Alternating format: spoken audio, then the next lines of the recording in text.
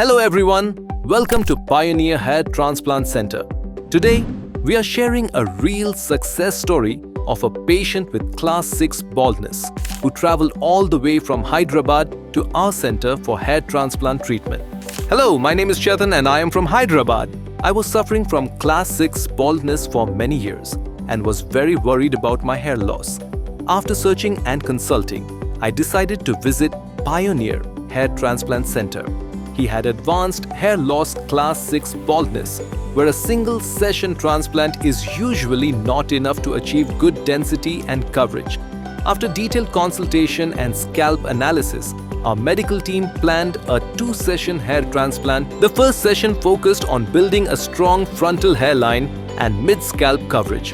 After complete healing and good graft growth, we proceeded with the second session, which was successfully performed to improve overall density and crown area. Today, after completing the second session surgery, the patient is comfortable, satisfied, and very happy with the treatment process.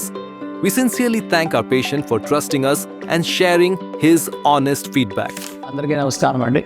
బేసిక్గా transplant కోసం దూరం నుంచి రావాలా అనేది చాలా doubt ఉంటుంది. ఎందుకంటే హైదరాబాద్ నుంచి కావచ్చు, నార్త్ ఇండియా నుంచి కావచ్చు, యూఎస్ నుంచి కావచ్చు, చాలామంది అడుగుతారు. యూఎస్ నుంచి వచ్చే పేషెంట్కి ఏం ప్రాబ్లం ఉండదు, కానీ లోకల్ మన పేషెంట్లు హైదరాబాద్ నుంచి వచ్చే వాళ్ళకి, నార్త్ ఇండియా వచ్చే వాళ్ళకి అంత దూరం వెళ్ళాలా అన్న క్వశ్చన్ డెఫినెట్గా ఉంటుంది. అయితే ఇట్ ఈస్ వర్త్ అని చెప్తాను నేను. ఎందుకంటే ట్రాన్స్ప్లాంటేషన్ చేయడం అనేది చాలా వందల వేల క్లినిక్స్ ఉన్నాయి. ఒకరిద్దరే బాగా చేస్తారు, ఎందుకంటే దానికి ప్యాషన్ అవసరం. ఇక్కడ మనకి ఇతనికి లాస్ట్ ఇయర్ మనం సెప్టెంబర్లో ఒక సెషన్ చేయడం జరిగింది. Class 7 baldness with extensive advanced baldness అని చెప్పొచ్చు, విత్ కర్లీ హెయిర్. అయితే ఇటువంటి కేసులకి మామూలుగా చాలామంది ప్లాన్ చేసినప్పుడు ట్రాన్స్ప్లాంట్ ఎందుకు ఫెయిల్ అవుతుందంటే ఫస్ట్ కన్సల్టేషన్లోనే వాళ్ళు కలిసిన డాక్టర్లు, సర్జన్స్ సరిగా సలహా ఇవ్వరు. సో నేను ఇతనికి ఆల్రెడీ మీకు సెకండ్ సెషన్ అవసరం అని చెప్పాను, ఎందుకంటే ఒక సెషన్లో దీనికి ఏం చేయలేము మనము.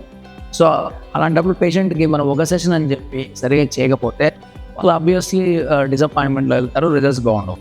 ఇక్కడ మనం యాక్చువల్గా 1 సెషన్ చేసిన తర్వాత ఫస్ట్ సెషన్లో మనం ఫ్రంట్ ఆల్మోస్ట్ 70% ఏరియాలో మనకు ఏరైతే వచ్చినాయి, అది ఆయన కాన్ఫిడెన్స్ కూడా బ్యాక్ వచ్చిన తర్వాత సెకండ్ సెషన్లో మనం ఏం చేసామంటే క్రౌన్ పోర్షన్లో మనం ఇంప్లాంటేషన్ చేయడం జరిగింది. క్రౌన్ పోర్షన్ మరియు ఫస్ట్ సెషన్ ఎక్కడైతే చేసామో దాంట్లో డెన్సిటీ మనం ఇంప్లాంట్ చేసాం.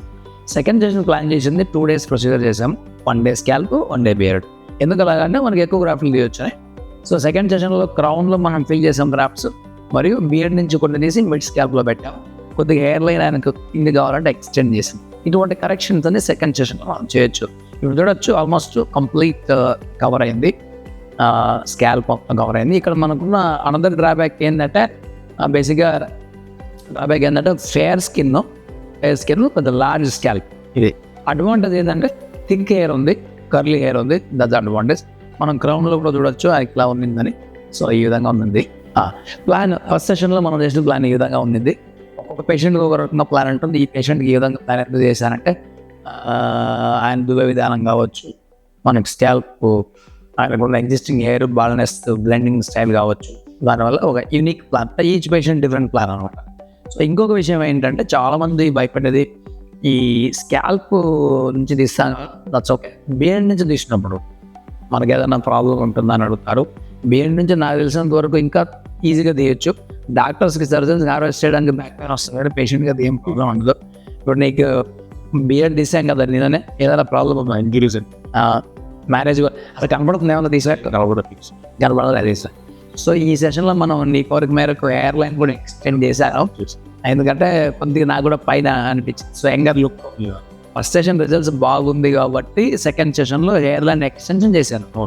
అలా లేకపోతే మనం చేయొచ్చు. ఇది యూనిక్నెస్. సో పేషెంట్స్ డెఫినెట్గా ఉంటే ఎటువంటి కేసుకైనా, ఇప్పుడు నీకు ఫస్ట్ సెషన్ రిజల్ట్స్ ఎలా వచ్చింది, చాలా బాగా వచ్చేసినాయి, చాలా బాగా వచ్చింది. సో కాబట్టి డెఫినెట్గా ట్రాన్స్ప్లాంటేషన్ అనేది మనకు ఇట్స్ వర్త్. బెస్ట్ సర్జన్ చూస్ చేసుకొని బెస్ట్ ప్లాన్ చేసుకుంటే వర్త్. బెస్ట్ సర్జన్ చూసుకొని రాంగ్ ప్లాన్ చేసినా సరిపోదు. రాంగ్లో ఏం తెలియకుండా దగ్గర పోతే ఆబ్వియస్లీ రాంగ్ ప్లాన్ చేస్తారు.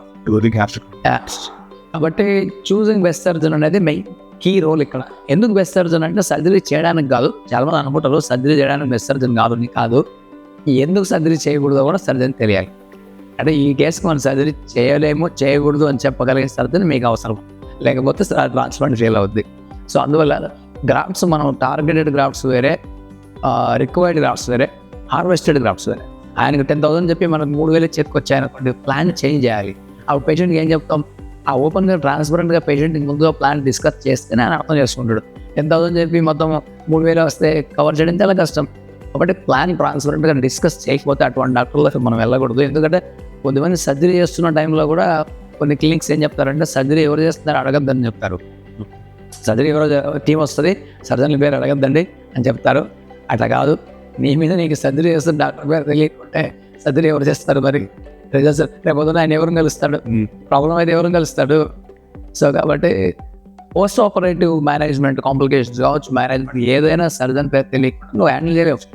ఇవన్నీ ఉంటాయి అనమాట. కాబట్టి ట్రాన్స్పరెంట్గా ఇన్ఫర్మేషన్ ఇచ్చే సర్జన్ ఉండాలి.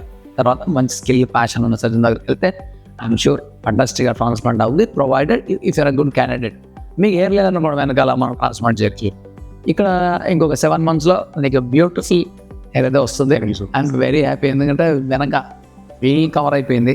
సో మొత్తం ప్రొసీజర్లో ఫస్ట్ టైం అయింది, సెకండ్ టైం 2 days అంది. పెయిన్ పర్లేదా, మేనేజబుల్ ఉందా? పెయిన్ అసలు ఏం లేదు అసలు. ఎందుకంటే హైదరాబాద్ నుంచి వచ్చావు కాబట్టి పర్లేదు, రావచ్చు. ఈజీ రావచ్చు. చాలా మంది ఉన్నారు నాకు ఫ్రెండ్స్ హైదరాబాద్ నుంచి పేషెంట్స్ ఉన్నారు. అట్లా So when I have inquired everything in Hyderabad, just remember that pioneer is like beard ఉంది 7. సో ఏమైనా ప్రాబ్లం అనిపించదా? pain. పెయిన్ కానీ ఇప్పుడు ఈ రోజు బ్యాండేజ్ రిమూవ్ చేస్తాం, నిన్నే బియర్డ్ అయింది. కంఫర్ట్గా నువ్వు వెళ్ళొచ్చు అనిపిస్తుందా? Good enough.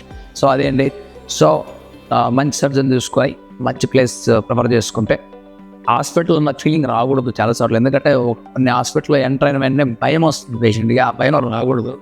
అది రాకుండా చేయడానికి చాలా ఉంటాయి. ఎందుకంటే కొద్ది హాస్పిటల్కి వెళ్తే ఎవరికైనా భయం వస్తుంది, ఇది హాస్పిటల్ ఏమవుతుంది, అట్లాంటి భయం ఎందుకు వస్తుంది అంటే సరిగ్గా ఇన్ఫర్మేషన్ ఇవ్వకపోవడము, ఆ అంబియన్స్ సరిగా లేకపోవడము, డాక్టర్స్ కానీ టీమ్ యాటిట్యూడ్ సరిగా లేకపోవడం వల్ల పేషెంట్కి భయం వస్తుంది. అవన్నీ ట్రాన్స్పరెంట్గా ఇవ్వాలంటే ఒక్కోసారి పేషెంట్ మనం ప్రొసీజర్లో కూడా క్యాన్సిల్ చేస్తాము. మన సైడ్ నుంచి ఏదైనా హెల్త్ ఇష్యూస్ ఉంటే ఒకసారి పేషెంటే వద్దంటాడు. దానికి రెడీగా ఉండాలి. చాలామంది దానికి రెడీగా ఉండరు, అందువల్ల ఆ ఫియర్ వస్తుంది. ట్రాన్స్పరెంట్గా చెప్పినప్పుడు హ్యాపీగా ఉన్న పేషెంట్కి ఫియరే ఉండదు, హ్యాపీగా చేయమంటాడు. లోకల్ అనస్థీషియా ఇచ్చినప్పుడు ఒక 2 to 5 minutes ఫ్రంట్, ఒక 5 minutes వెనక సైడ్ మనకు కొద్దిగా పెయిన్ వస్తుంది. అంత మాత్రం పెయిన్ మనం మేనేజ్ చేయగలిగితే తర్వాత పోస్ట్ ఆపరేటివ్ ఏం పెయిన్ ఉండదు. సో అన్ని హెల్తీగా ఉంటే డెఫినెట్గా ట్రాన్స్ప్లాంటేషన్ సూటబుల్ అనమాట మీకు. Thanks for watching our channel. Thank you.